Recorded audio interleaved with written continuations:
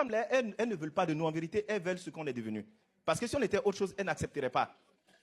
Mais en même temps, je dis, si vous ne prenez pas le temps de travailler sur vous, à l'intérieur du couple, et que vous prenez énormément de responsabilités pour mettre sur la tête des hommes, en pensant que c'est eux qui doivent construire exclusivement votre bonheur, et vous sentez bien qu'on dise de l'homme qu'il est mauvais, qu'il est méchant, qu'il est ceci, souvent vous êtes juste naïf.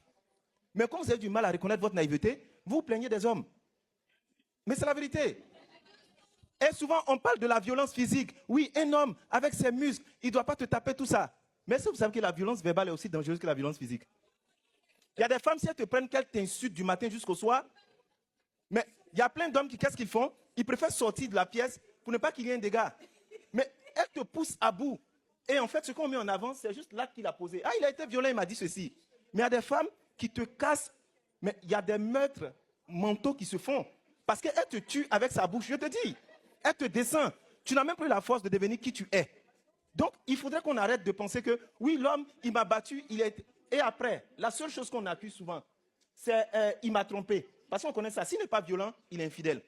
Mais combien de femmes ont fermé leurs cuisses et utilisé la sexualité comme une arme contre les hommes?